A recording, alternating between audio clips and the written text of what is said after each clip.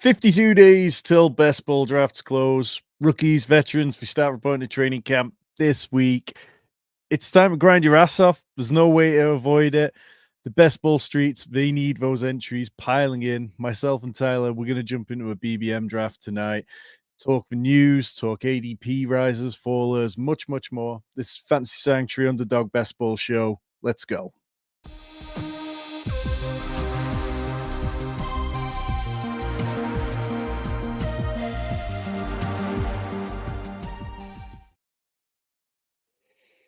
That is right. Myself, Tom Strachan, joined as always by Tyler, but I'm hiding Tyler here. There we go. That's what's important. The emo cowboy himself. 52 days till drafts close, Tyler. You ready for 7 weeks of serious grinding? I have never been more ready to grind my cock down to a nub. Also, I'm trying to be sneaky, give us a soft room. You telling the people we're drafting, we got to start coordinating better. But it's all good. I guess what makes us stronger is the iron that is chapping my already ground ass down to a nub. But yeah, let's do it. I'm excited, man. This is what you live for. All the news hounding of no news for months. We just keep regurgitating the same stuff, the same coaching lines, the little scraps of crap moving ADP. ADPs are ready to start shifting wildly as we get news from one week to the other. So like this camp section is going to be awesome. I'm super excited to I need some movement. Things are stale. Yeah, that's right. And as you can see on screen, we are jumping straight into a draft. But like, there actually has been bits of news, like between what I woke up to this morning for myself here in the UK was the Jordan Addison stuff, and then later on there's some other stuff we can get to. But what was your initial reaction when you saw it? Because where Jordan Addison goes, it's kind of that area, like DeAndre Hopkins, Lad McConkey, Xavier Worthy, Deontay Johnson. These are kind of wide receivers in the same conversation spot. And then further down, you've got the guys like Roma Dunze, JSN, Christian Watson, Brian Thomas, all the way down to like Keon Coleman. When you first saw it, like, what did you think? Okay, this is where I'm going to be comfortable taking Jordan Addison now. Well, yeah. So, full disclosure, I have not been taking a ton of Addison because he looks good to fine. I'm a little concerned about the like stupid high touchdown rate. Jefferson being like healthy full season, so it's kind of like, and then a little bit of like Jahan Dotson vibes of like we're super excited about this guy. But what's the quarterback and offensive situation going to be going into year two, especially with like Jefferson's a much better alpha than Terry is, and we don't know how bad the quarterback situation is going to be, and he's kind of being priced like. I think the problem I've been lying on him is like I have some question marks about him, and I'm generally high on a year two receiver, but he's going around a bunch of really exciting rookies with like paths to smash as like the wide receiver one on their team, and there's just no way in hell. Are we good taking CeeDee Lamb at 2?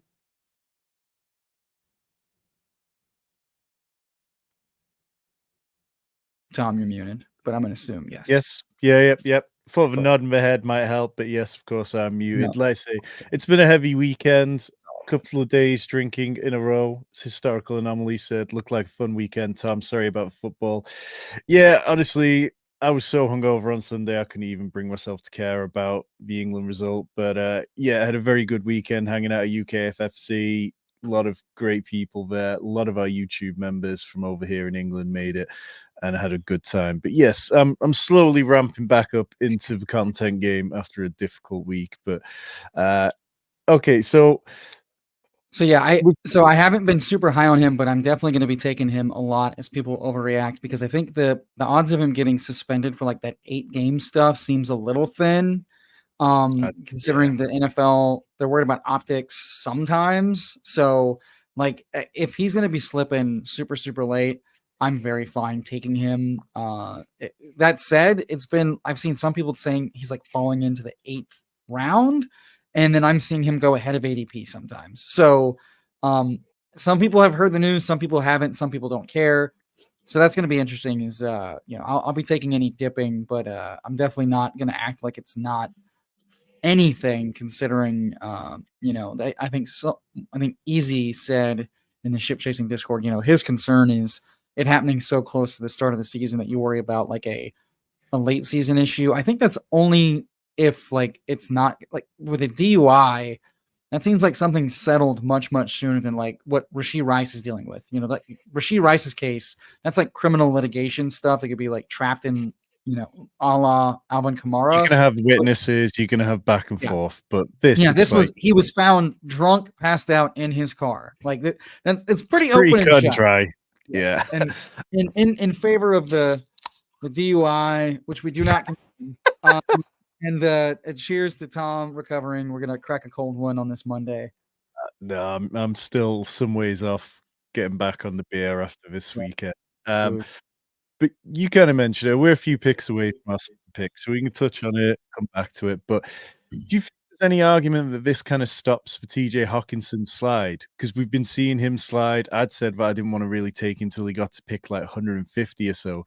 But now, if there's a narrative out there that Jordan Addison could get suspended for the back end of the season for 3-4 games, then do you think TJ Hawkinson stops sliding and maybe even climbs a little? I mean, this is certainly do what the news narrative what you want to do. So if you're already in on Hawk, you are gonna be taking him more, going like, oh my god, he's got a runway to go. It's overreaction season. Am I that interested in a guy who's he's probably back like mid to late season, but every indication is that he will have a huge dip in efficiency, like Gronk and like a few other guys at tight end previously. We're on the clock at 23. Who are we liking here, Tom? So I probably don't take enough Devon Chan. How do you feel about that, or do you want to do the Devonta Smith correlation? No, I like H and we'll see what's going on. Old Delutomsky's been I keep saying, dude, I'm gonna get like super French with it when I sound like I'm from like New Orleans. Oh, Delutomsky. He's been snap picking him in the drafts I've been with him. So I want a little bit of HN, and I'm good with pretty much whoever comes back around here. Yeah, I think, and it's not because I particularly dislike Achan. Like when drafts first opened, I felt like he was maybe a little overpriced, and then now, not necessarily on Underdog, but like I found in places like Drafters, DraftKings, I can get him middle of the third sometime, and I just need to get on board because the explosivity is just incredible. Do appreciate everybody hanging out in the chat. Sorry if we've been neglecting you. Do fire away anything you want Devonta to shout Smith at us about. correlation or Malik Neighbors or Metcalf? What do you want to do here? Let's go Devonta Smith. Because, like Jalen Hurts does seem to be slipping a little bit. It feels like quarterbacks on the whole have been kind of slipping a little bit over the last week, particularly Josh Allen, Jalen Hurts, and then some of the guys a little bit lower down like CJ Stroud and Joe Burrow. I don't know if you've been finding that this weekend, Tyler? Yeah. They dropped the fast puppy, ripped a bunch of those yesterday on stream, had a blast, and so you're seeing plenty of fallers. I'm still seeing. I mean, Hurts has been falling to the back half of the drafts, sliding for the good part of a month. I was in a draft yesterday where he fell. He and all the quarterbacks that weren't Josh Allen fell into the 5th round. And then I'm in some drafts where all the tight ends are falling, all the way into the 5th round. So I think it just kind of, I mean, we talked about it. It's kind of stale, a lot of boredom, and that leads to like really random shifts. And I think you're going to get that shaken up here pretty soon, especially I think the casual crowd. The one thing I am noticing is like anarchy at quarterback. So I hope you enjoyed pushing your quarterbacks, because while you can be rewarded, and you saw this in Pete's stream this morning, you could also be very, very harshly punished and be without a quarterback in the 150s. So I think you're going to see some chaos start to trickle back into these rooms. As we say that, Josh Allen goes at 31. Josh Allen, a guy regularly going in the 4th round, close to the turn. So we're already off to the races. Yeah, and shout out to Terrence in there with us. T-Bear81 picking out the 5 spot with Bijan, Debo, and DJ. No. We're here with friends Terrence, Delutomsky, and CG. Tyler, like I was looking at some numbers on this contest and a couple others earlier today, comparing them with numbers from last year. Last year on this day, BBM was 37% full, needed a little under 7,800 entries per day to fill. This year, it's 4% more full, 41%, and it's needs 7,600 entries per day to fill. Like this contest is, it's what, a week early? Do we reckon that this could end up filling this year? I mean, if it stays this way, yes. I just everybody keeps saying that, and I like it's filling faster. But I think Underdog has been dropping less like full max tournaments. You know, they drop the slow puppy and the fast puppy, but they have in their back pockets where they can drop like 3 or 4 new contests and like slow it down to a halt. And we saw that a little bit July 4th weekend when they dropped the pug, the hound, and another one. And you saw that like you couldn't really fill anything but the thing everybody was drafting. And so I think the second they do that with contests that aren't just like 3 or 5 entry max, or if they are, there's like 4 or 5 of them, they can slow things down. They have a lot of levers to pull.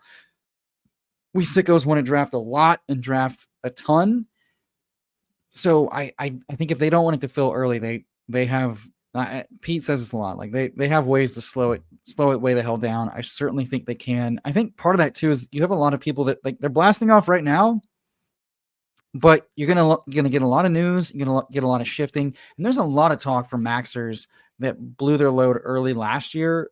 Guys like CG, guys like Star, I believe, that are saying, you know, we want to save some bullets for, you know, late season. We want to make sure we capture a bunch of the news, you know, especially unloading really early. So I think a lot of people were excited to get in the early stuff and then keep drafting it. But I think you're going to see kind of a slow roll during the rest of the summer as more develops and people kind of make themselves wait to act on that like late July, early August stuff. Especially people understand the edge that preseason usage gives us, like getting confirmation on the Puka, the Kyron, and the Tank Dell roles. And you have such ambiguity in wide receiver and running back rooms. So if you're smart, you're understanding that like you want to get a good chunk of that expected value. And I say smart as if people are dumb, but I you know, they like to blast off too. So I think logically it'll slow down, but maybe it does fill a week early, and then we have to just twiddle our thumbs on stream and make our own fake draft boards. Yep. So what? We're one pick away with Devon Achan, CD Lamb, and Devonta Smith. Tyler, where are we going? I mean, Christian Kirk falling here feels fun. We also have a falling Travis Etienne, and we have Trey McBride at ADP. I'm kind of good with whatever here. You got to lean? I'd rather go with Christian Kirk after taking Devon Achan. I'm not the biggest Yep. Travis Etienne fan anyway. You know, he's a half-season warrior. And I think if we were going to take another non-wide receiver, I'd rather go with Trey McBride. But let's see what makes it around the corner to us. Are you Good taking news. a lot of Travis Etienne? I'm not, but when he's slipping into the 5th and I have 0 or 1 running backs, I'm interested in it. Correlation will tell us to go that way. And as much as the coaching staff keeps talking about Tank Bigsby, the early reports and OTAs were that he still looks like ass, and he played like ass last year.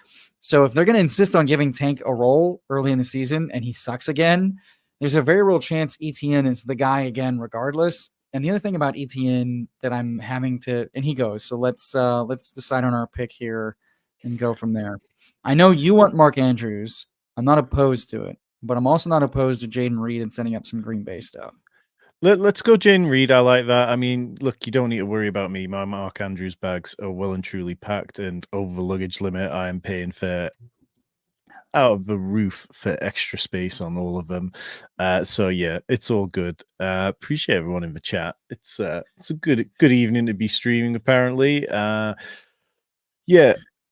Wyatt, appreciate you, man. So yeah, I like the start. I think, you know, if Etienne had made it into the 5th, definitely I could have taken him. But I just find taking him over Christian Kirk, Trey McBride would have been pretty difficult for me. Yeah. Oh, the final point I wanted to point out though that I am trying to be cognizant of is the Jaguars offensive line kind of hit a brick wall last season. And while Etienne's not like so good, he can overcome a bad line. I'd argue a lot of running backs aren't. And so one of the things that may have really slowed down the entire offense, because we kind of saw like Lawrence and the pass catchers struggle too, was like Press Taylor being like a really shitty offensive coordinator. Like when Doug Peterson's not in charge of the plays, it's kind of a mess. And the line was kind of a mess. So there is a potential that the line is closer to average for the whole season. We kind of saw the same thing with the Seahawks last 2 years of like major injuries and just schemes poorly fitting the players and all that good stuff. So there's a chance that like Etienne it is efficient more frequently with just a healthier line because he is kind of like a big play machine. So I'm cognizant of that when he's falling past ADP. I'm just not rushing to get him because I think I can arbitrage him with volume with guys like Joe Mixon that go at like the 5-6 turn, or like make him in the aggregate. But if he's gonna fall, I don't mind having him as kind of like a lever off of some of the other players, some of the other guys around that. But yeah, also stream draft with a bunch of friends.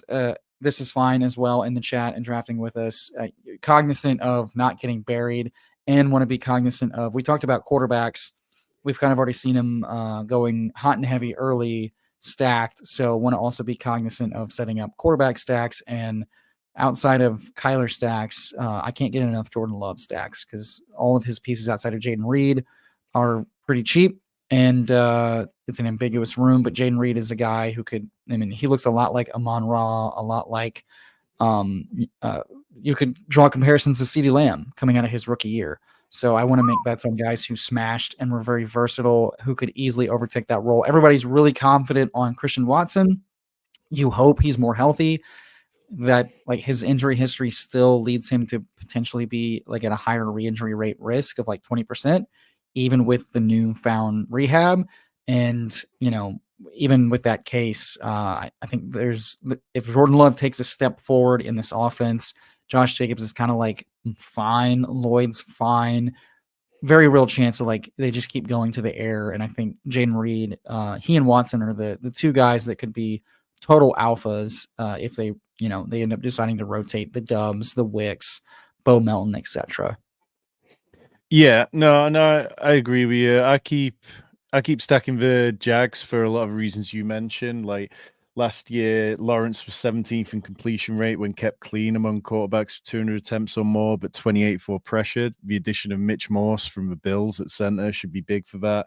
Cam Robinson at left tackle missed 8 games last year. Anton Harrison was a first-round pick, but it was his first year moving from left tackle to right tackle. So I'm very much in on what you mentioned on the offensive line. I've probably just been playing a bit too much through the passing games. So maybe, and you said friends and family. We've also got Chris G in here picking from what, 109? I think it was the 11. Got a Garrett Wilson Morph 111. start. Very nice. Fourth I round, never Derrick get starts Henry. like that from the 11. Super jealous. So we're what, one pick away. We're definitely not taking Jordan Addison at his ADP here, are we, Tyler? Where do you want to go? Well, Brian Thomas correlates, so happy to go that route, set up a double stack from the Trevor Lawrence. Yeah, I'm happy with that. I think otherwise, like the running backs, we're looking at a team on the turn who's got 2 running backs already. So I'm happy to push it around the corner and then perhaps talk about David Montgomery or Ramondre or even down to some of our other guys. I'm also not scared to go 6 receivers straight, knowing that we set up quarterback for, the 9th through the 12th round, and knowing that the RB glory hole will be very fresh and ready to be penetrated. Probably a little bit too strong of a word, but excavated. RB glory hole to be excavated. Who do we like here? It sounded like you wanted to lean running back. I mean, we also have tight I mean, end there. if you want to go over Jags triple stack, I don't hate it. It's not one I've probably gone for that heavily, but yes, the on-off splits with Evan Ingram, Christian Kirk are a little bit iffy, but I think if we're betting on this offense to take a step forward, we're betting on Trevor Lawrence to be better with his completion rates, then it kind of makes sense to go with them. And we're probably capped out on Jags now. I don't see any reason to take Gabe Davis. Like in general, I know when we started these streams back when the draft was freshly behind us, we were talking about skinny stacks being nicer to lean on at that time of year. You find yourself as training camp gets closer and we get more and more information that you're happy to go bigger on these stacks? I think it's I'm not trying to do anything for the most part. I just want to play the rooms as they give it to me.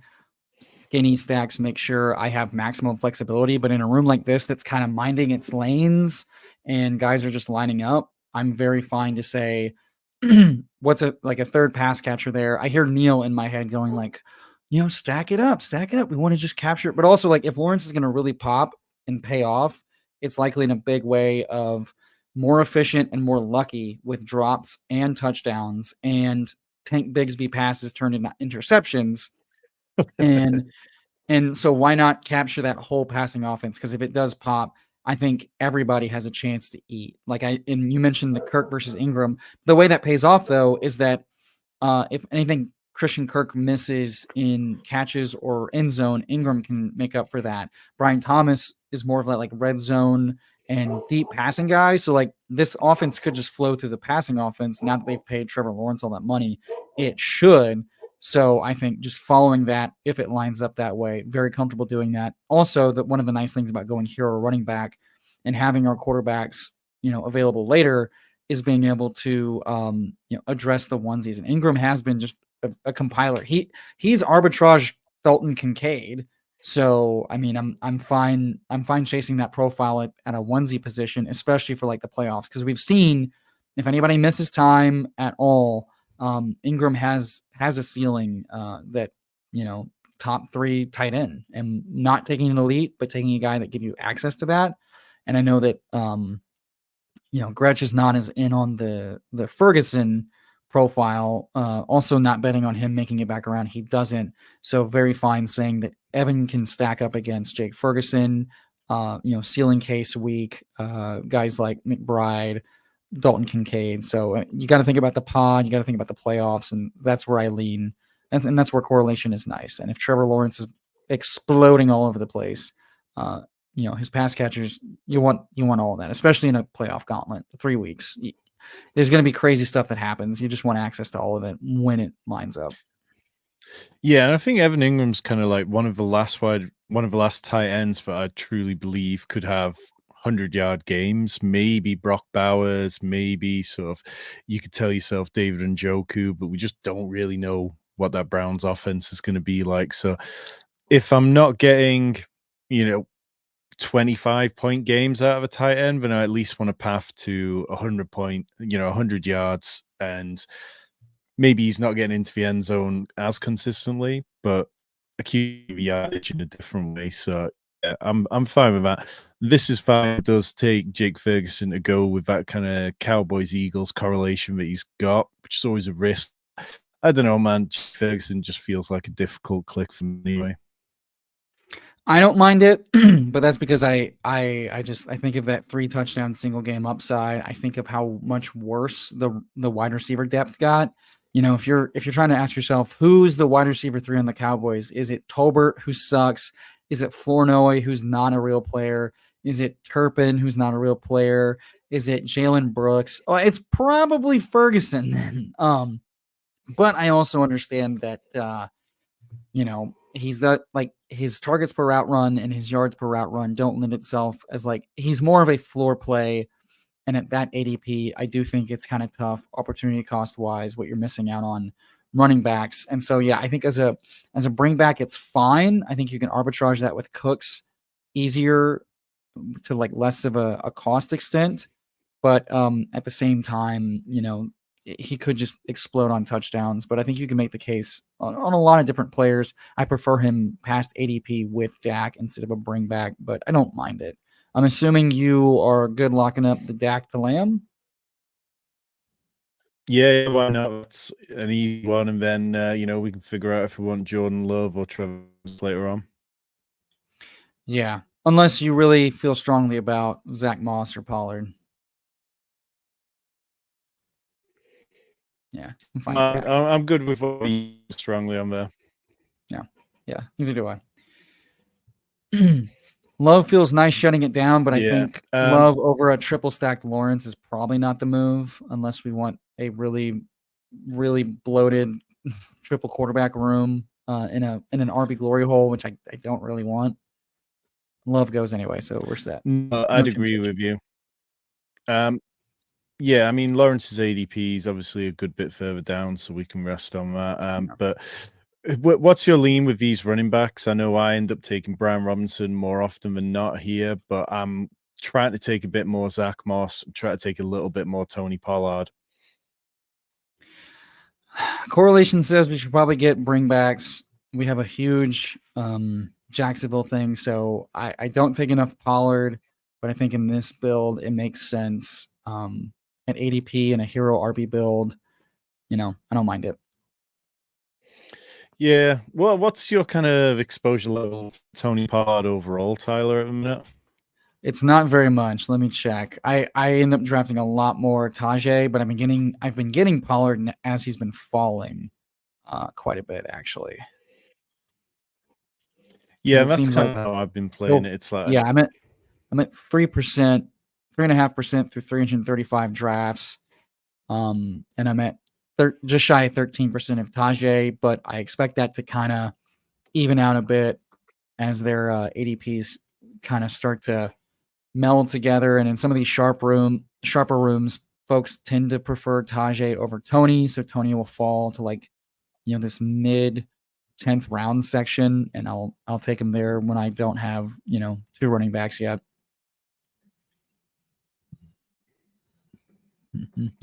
Tyler, I'm just going to jump out. My internet seems to be playing up, so I'm going to jump back out and jump back in a second.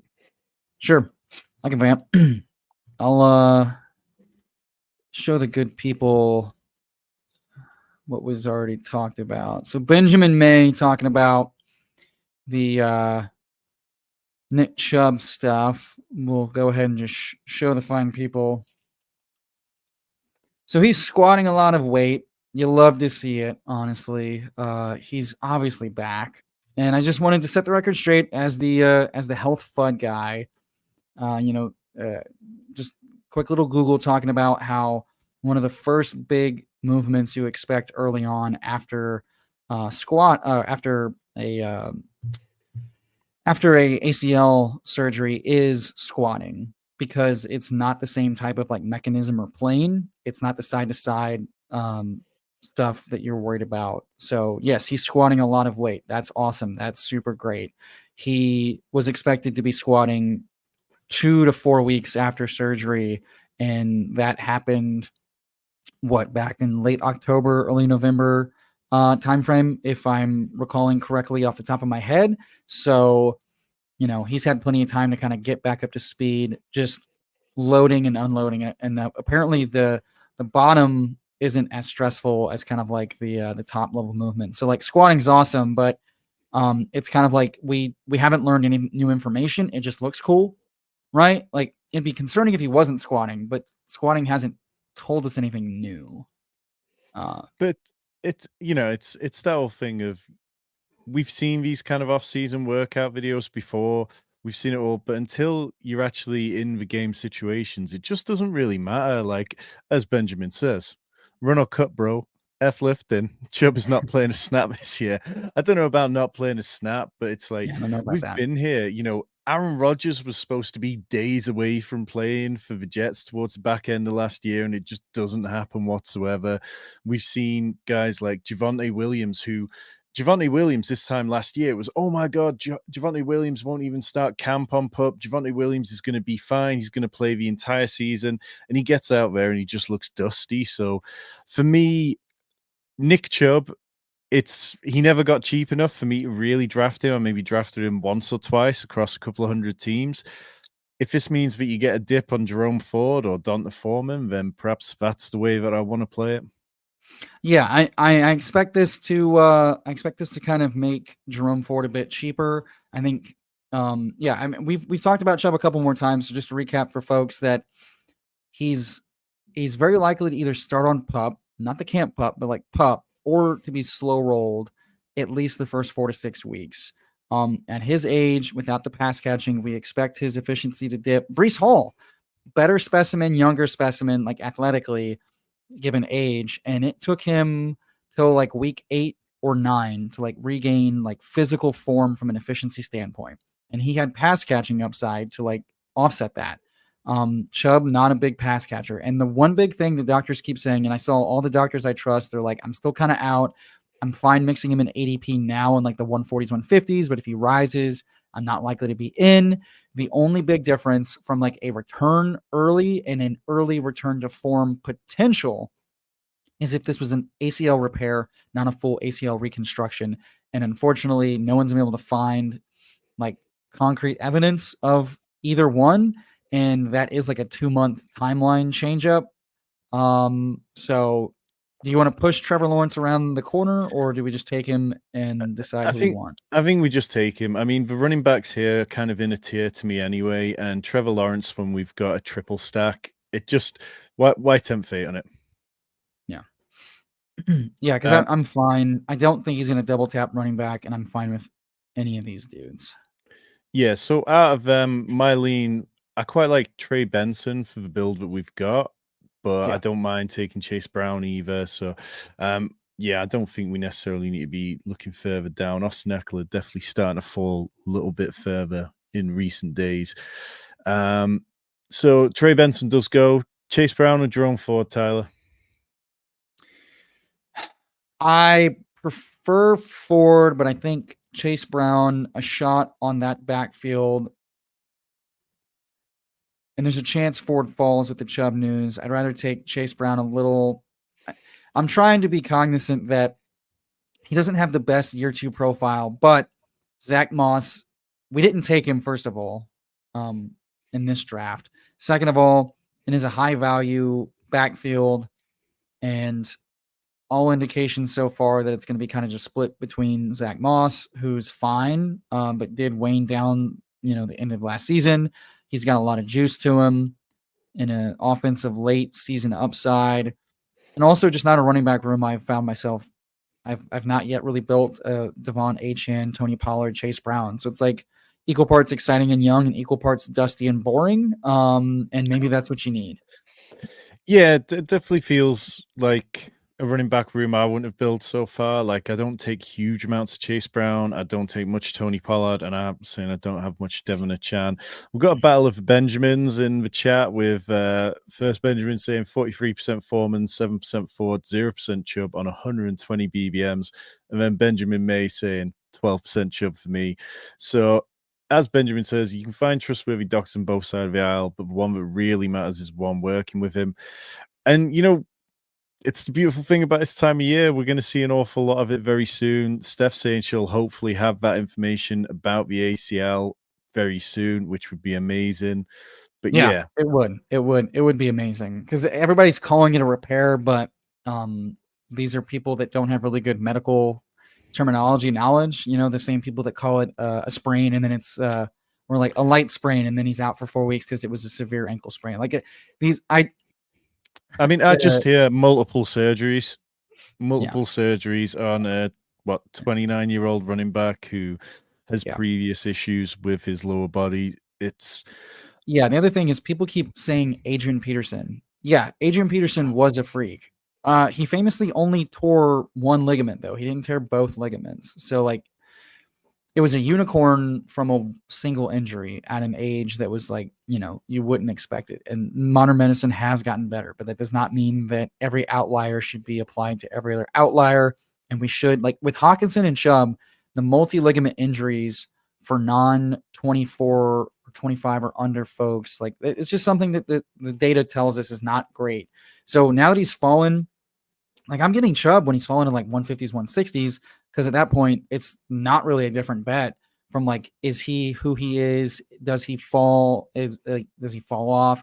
Does he play it all this season? Like that's not different than the Vidals, than the Antonio Gibson types of like ambiguous dart throw running backs. Like the upside and the downside pretty similar there. But like above guys like Lloyd and Ty Chandler and Dowdle, that's where I kind of have an issue because like these are guys, and maybe I'm getting to the point where I might take Chubb over Kendra just because we talked about Tank having kind of a rough OTA session.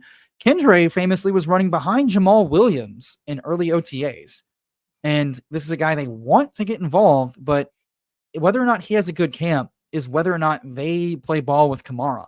So you want to talk about one of the biggest guys that could like rise or fall and be nothing like during the training camp. It's Kendre, it's Tank. It like a lot of stuff could move.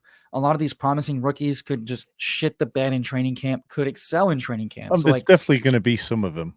yeah, I mean, you got a bunch. This running back class sucked. The NFL Yes. told us it sucked by not drafting a lot of guys. So like, there's gonna be plenty of landmines here. So I'm fine mixing in Chubb around that, but I also like early Lloyd has been very bullish, and Ty Chandler loved by the staff, and Jones on a single year contract. So like, past those two dudes, I'm mixing him in, but also like it's a nice spot for tight end. And that's not Yeah. nothing, especially because I push the position a lot. It's a nice spot for tight end. It's also an area where you can start working on some of those backdoor stacks. So, like for me, it's just tricky. But we're back on the clock here. We're 2-3-5-1. Kendre is towards the top of the queue. I don't mind going towards tight end instead. If you want to look at that, Tyler, where are we going?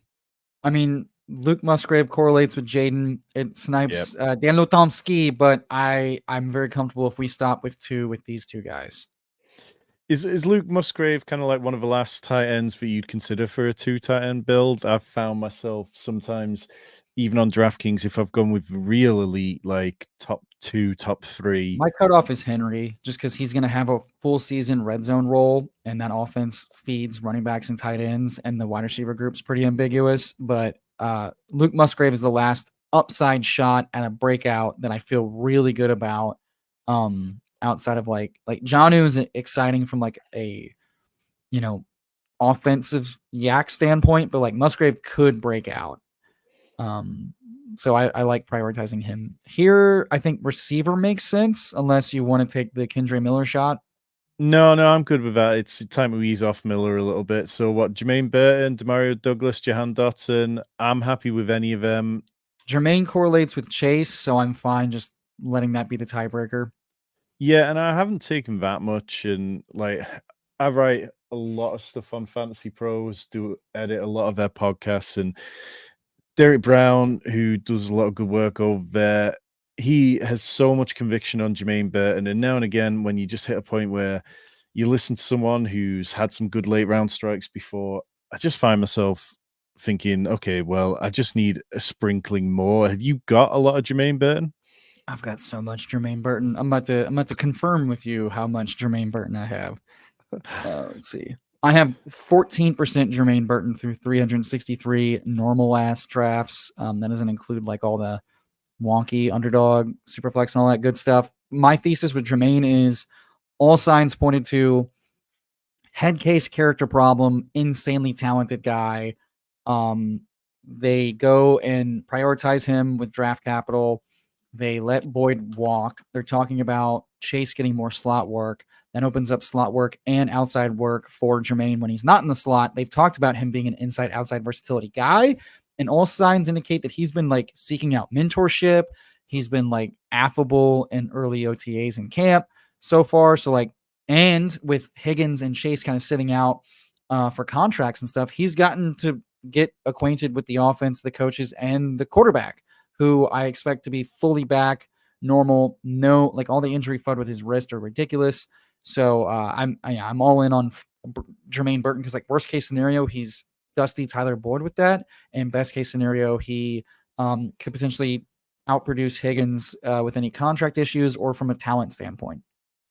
See, now if I'd allowed myself to get in a draft into the NFL season with not that much Jermaine Burton whilst you were sitting here with 15%, wouldn't have done a good job. Wouldn't have done a good job at all. There's 52 days left to fix that issue, Tom. Now is your time. Yep. Who's here saying, who do you think gets a larger target share, Jonnu or Musgrave? I think it's probably going to be Musgrave.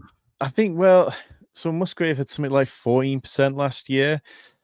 The I think Miami he topped out one, like 17, and he gets like Kraft's going to be out until late August, late September with that torn pec. So there's a very real chance that he gets to consolidate all the tight end stuff and then may not give it back. I just think from like Jonnu, it's a super concentrated offense, right? So like Tyreek's going to get 25 to 30, Waddle's going to get 22 to 28, and they brought in Malik. They have OBJ. I think Jonnu is likely to make the most of his opportunities. I don't think he's going to get a ton of opportunities, and if he does, that's awesome. But like, can we really expect with that rushing attack and those, like, if everybody's healthy, Jonnu's upside is maybe the third or fourth guy, and who knows like weekly how much it's going to be because they can have like a really powerful rush attack.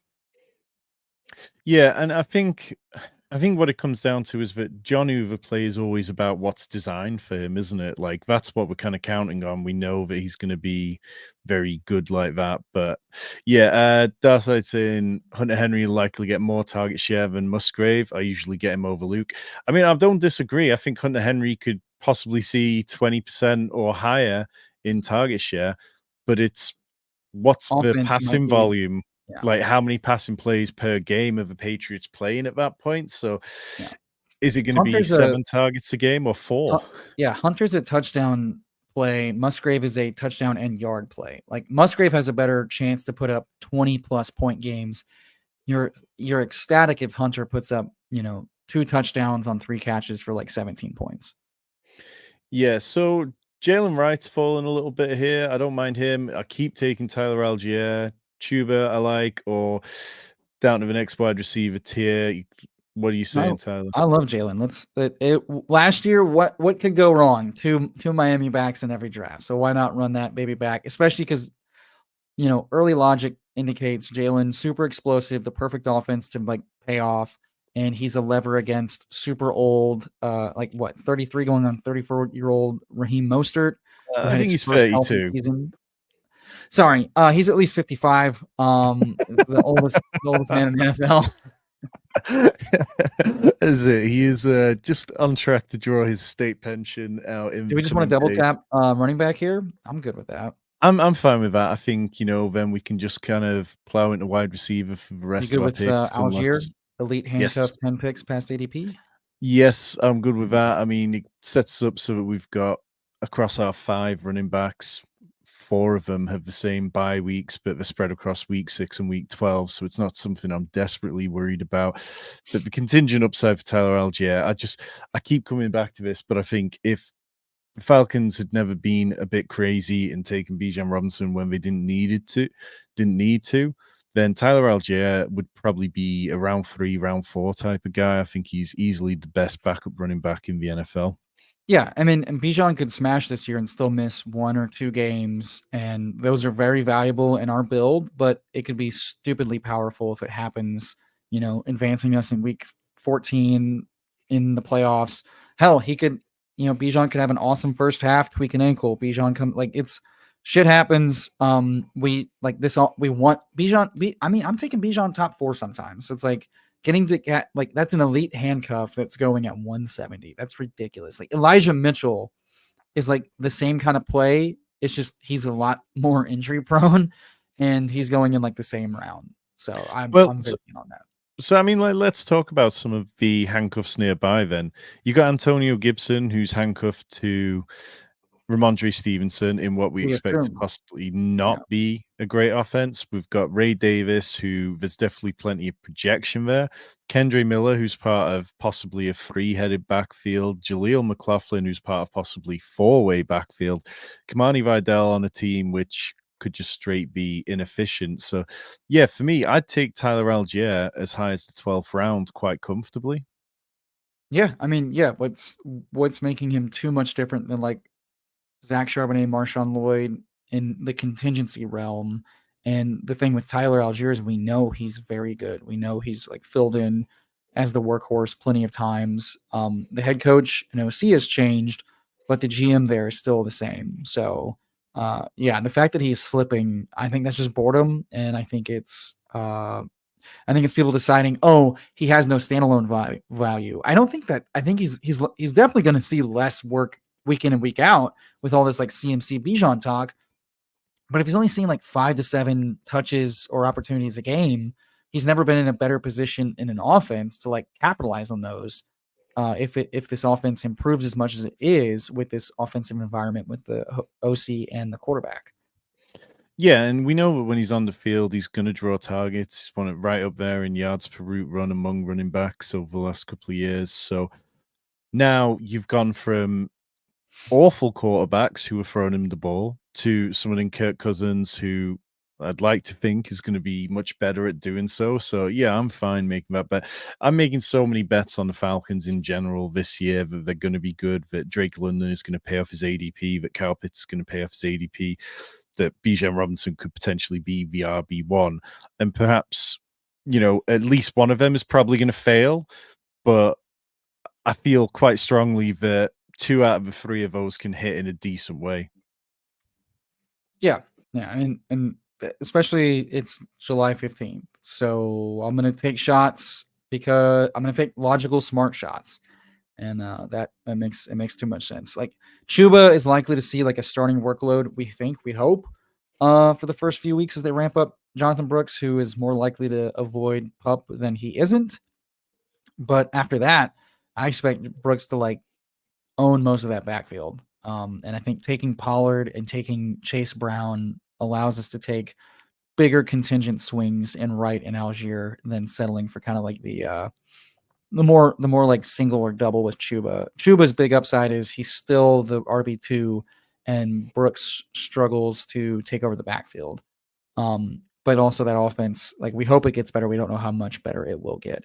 So we're at a 2-5-6-2 build here. Tom, running back or receiver stick out to you? Well, it feels like wide receiver. I know we're seeing a bit of a drop on some of these running backs, but like I would much rather turn back to wide receiver at this point. Do you like any of the guys there? I love taking the rookie shot on Baker or Slayton. Baker for me. Okay, cool. I was gonna manipulate time for you if you wanted. Well, I know you can bend time, but like it just feels like with where Slayton's ADP is, that we could push that one around the corner a little bit. So I'm fine with that. Do you think we need another running back in this build? I would prefer a sixth, yeah. Okay, Tyron Tracy, Braylon Allen, Roshan Johnson. I'll let you take your pick there, Tyler, because I feel kind of similar on all of them. Yeah, me too. We were just talking about it, so I think Roshan makes sense. I definitely draft more Roshan Johnson than the other guys, and I think when you look at DeAndre Swift over the last few years, there always seems to be another guy in the backfield who ends up getting the goal line touches, and whether that's Roshan Johnson or Khalil Herbert, I'm kind of fine sprinkling exposure to both of them. And just generally, I keep fading DeAndre Swift. And last week I had Dwayne McFarland on the channel on the DraftKings show on Wednesday, and he was saying that he is drafting DeAndre Swift and he feels like he still has a chance to come good. And when someone as smart as Dwayne says that they're in on DeAndre Swift, it does make me just a tiny bit nervous, but I just can't get there. Like, how much DeAndre Swift do you have or do you want by the end of draft season? I know for a damn fact it's 3% or less. Yeah. Yeah. Let's look at who's going around him. I mean, some of these guys are fades on purpose. Some of these guys are fades because of opportunity cost. I'm not taking Swift over Connor. I'm not taking him over Najee. I'm not taking him over Brooks. Swift versus Zamir, you can hash it out. I feel better about Swift's pass game, but Zamir looked like he had a lot more juice. I think Swift and Ramondre aren't too dissimilar, and I feel better about Ramondre's pass game and goal line usage. And then outside of that, I'm not taking a lot of Swift because I probably usually get these like running backs of my choice, or I'm taking quarterbacks here. The other thing about Swift is like he's never seized a full like backfield to himself, and Eberflus talked a lot last year and going into this year when they signed Swift about riding the hot hand.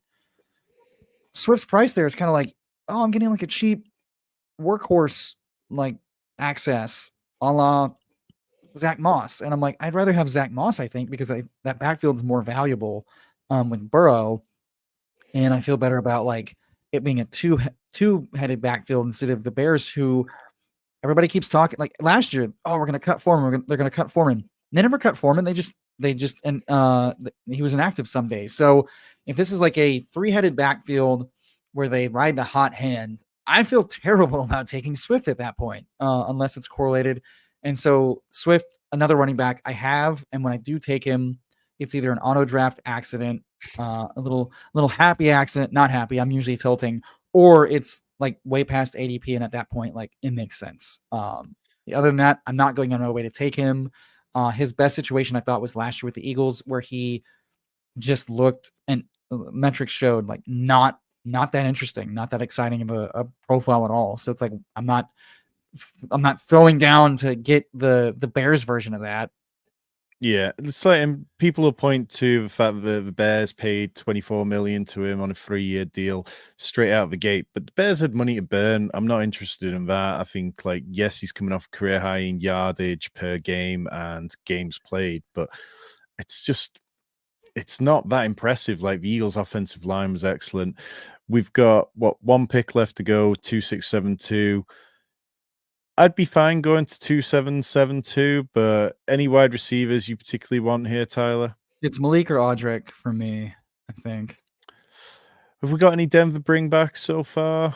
We haven't, so I think that's the pick. Yeah, let's go there. I like that kind of based against what we've already built. Do the honors and recap our team for us, Tyler. Finished with the 2772 build. At no point did we feel like we were we were getting punished. In fact, it fell together quite nicely, I'd say. Dak Prescott, Trevor, God dang you loading screen bastard. Let's see. I think the one hole was even like milking the clock for us. A lot of milking talk today. If you caught Best Ball Breakfast, you're welcome for that, by the way. Jordan Love, that's not us. That's not the right.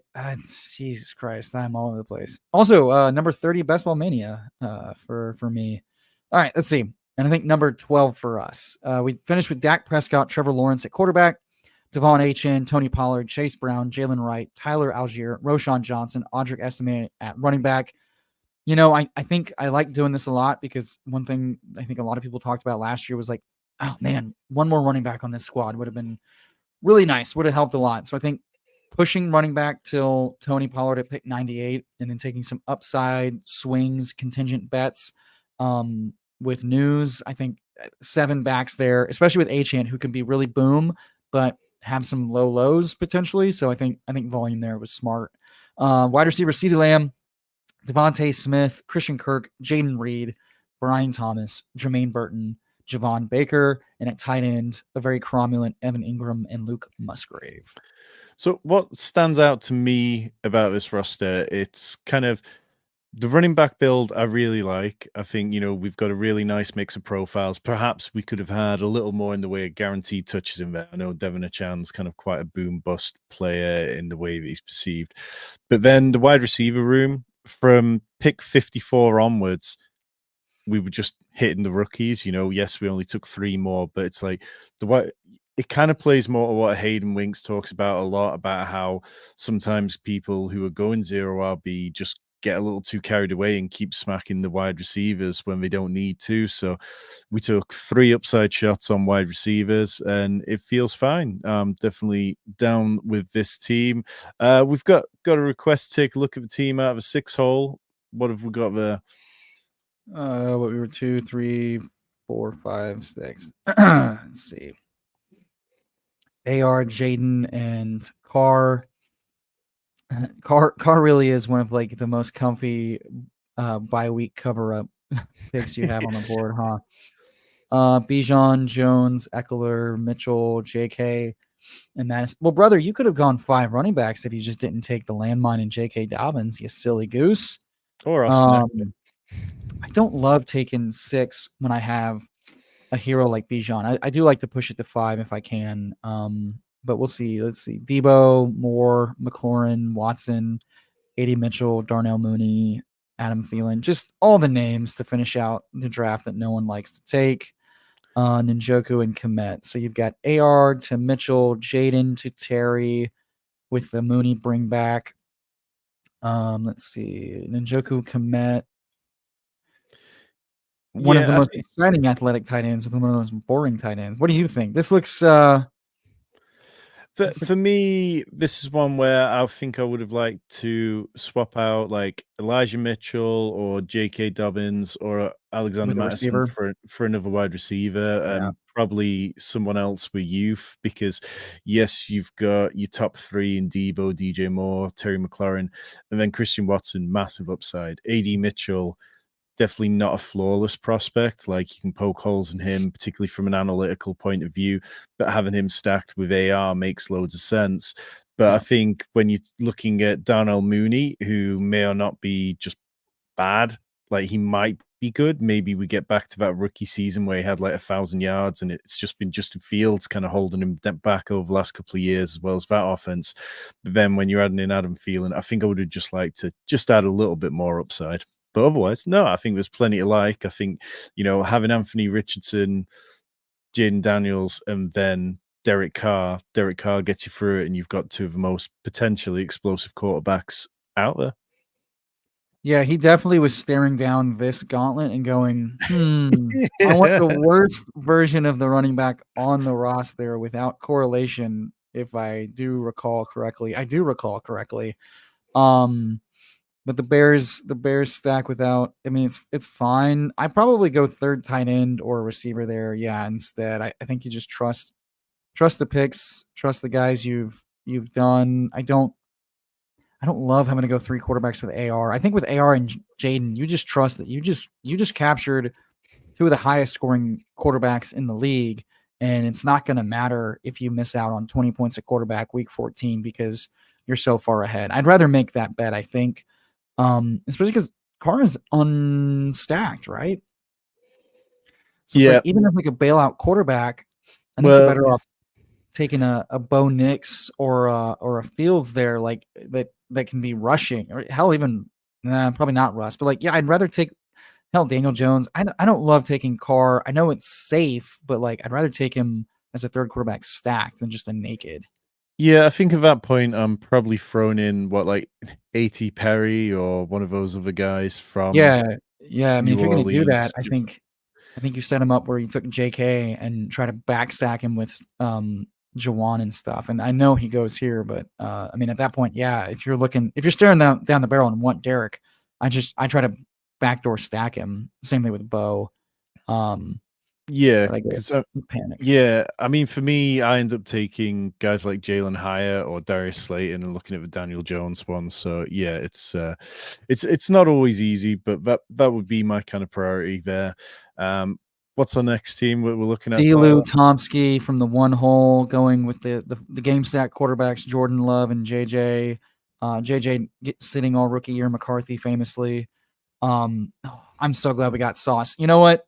Since you're the only person super chatting to ask for this, I'm gonna give you Mando helmet Sauce, and I hope the audio is not super fucked, but we'll get to that. I'm very excited for that. CMC, ETN, Benson, Herbert, Shipley. That's fun. You push it. You go for the rookies. You go for the talented guys. I like to build my CMC teams like that a lot in the running back room. Mike Evans, Cup, Ladd, Deontay, Rome, Wicks, Pearsall, D-Rob, Michael Wilson. So some mini correlations stacked up. Green Bay. It looks like the Minnesota side is just JJ and Hawk. But Hawk with McBride, I think that's fun. I love McBride. I think that's a pretty good pairing. So yeah, you get the McBride, Michael Wilson, D-Rob, bring back. Um, And you're looking at a tight end there that Trey McBride probably needs to hit your lineup every week till week 11 anyway when he's on a bye week, and you'd like to imagine TJ right. Hawkinson might be on the field Yeah, there. You've got some nice second year players, which if you're not able to load up on rookies, I mean, there's still two wide receiver rookies in that room, but getting Michael Wilson in there, getting Romeo Dubs, who's what, third year player, but Dontavian Wicks, like I like it. I think it's a lot of fun, so definitely that's good. fun. Hold on. G says someone went zero tight end in this room. Oh my god, that is fan. Oh, okay. I was Four like, this five room's eight a one. little weird with the value. So we have a dead on arrival DOA team here with OU Gators 14. Thank you for paying the rake, sir. Kyler Murray, Jared Goff, Kirk Cousins, Danny Dimes. This room was really missing Danny Dimes. We're saucing this team for free, but Jesus Christ, Jelani Woods is your only tight end. That's just good bit material. OU Gators, if you are lurking, please Please say Unstacked hello. Daniel Jones in the 18th This is round. a cry for help. Are you okay, buddy? This is a Did you cry get for help. bored? Oh, no, no. Well, week 17 correlation with Michael Pittman. There we go. Like, Genius. He's playing 5D chess. We're just not ready. We're not yeah, ready for OU Gators. That's that's it. fantastic. G, let's check G out real quick. He got G painfully gets caught up in a stream draft. He did not know what's going on, which is always a fun feeling. Herbert, Baker, Bowe, Henry Cook, Warren, Williams, Lloyd. Yeah, he was saying lots of mini correlations. Wilson, Marv, Worthy, Tank, Keon, Josh, and Josh. I don't want to keep. I know it's midnight for Tom, guys. So Hey, let's keep it rolling. It's all good. All right, No, all that's right. a nice one. Like, that's the late round stacks of choice, like things where you're just piling Yeah. on the guys like K Dotton with Baker Mayfield, and you're figuring out how am I getting out of jail here. But I think it's done in a nice way, and it's got so much firepower up front that it's all good. Yeah, that's fun. Yeah, I Which think mini correlations are the way to do it without getting out over your skis and kind of getting access to that. All right, here we go. I'm looking forward to this one. Yeah, so for anybody, whilst Tyler gets ready, I'll be back on Wednesday, 9:30 a.m. Eastern, with Mike Leone of Established a Run for a DraftKings draft. Next week, we got Rob Coakley of Spike Week joining us for Back in the Underdog Streets. And then next Wednesday, for another DraftKings draft, I have Ian Hartitz. Tyler, take it away. This is the way, brother. How bad does this sound, by the way? It's got to sound atrocious. No, it's all good. It's fine. Really? Okay, surprising. All right. This is fine. Taking a quarterback that never makes it to the finals and Jalen Hurts. You got to love to do that. And when you do that, you got to take a quarterback who's not going to see the field in Drake May. Get ready to learn 17 games on the bench, buddy. Joe Mixon, man, I'd love to take a running back who's going to get pulled over, arrested, and compounded for life before week 10 because of his crimes against humanity. And Joe Mixon, James Conner, definitely going to miss 4 to 6 games. Backing him up with Gus Edwards, like just get dusty knees. Rico never played that much football in his life, but he's got a cowboy star on his helmet, so you take him. Antonio Gibson, we're never going to give up the ghost on a guy that's just disappointed everybody every year. Oh, and speaking of which, Clyde Edwards-Helaire himself to back up this room. Super disappointing and disgusting, and I guess that's what you do when you build disgusting running back rooms. They do matter. You can get good people and good players. You're allowed. AJ Brown. I hope his knees are okay this year. Nico, one good game. Collins, Zay, learn deep targets. Buddy, Flowers, DeAndre, old man Hopkins. A New England receiver. That's going to work out. We took 2 in Demario Douglas. Guys, New England, it's going to work this year, guys. 4 years in a row. It's got to work. Devontae Walker. I mean, I guess you got to take wide receiver 5 on an offense that's not going to pass the ball more than 400 times. Darius, I just begged for money and they gave me some chump change. Slayton, of course, you got to get Danny Dimes, wide receiver 4. That's always fun. We talked about the high floor, low ceiling Ferguson, so that's what you want at tight end. And Dallas Goedert, buddy, you stopped being exciting 3 years ago. Try again. Well, there's nothing really left to say at that point. The sound was better than expected, as said by Best Ball on Call. Elite work from Tyler. Appreciate all the chat. Truly elite stuff from all of you. We'll be back very soon. Got loads of Dynasty content, redraft content, Best Ball content heading your way. Hit the like button and leave a comment on the chat afterwards. After this finishes, let us know what you thought of Tyler's sourcing there at the end. Appreciate you, and we'll be back soon.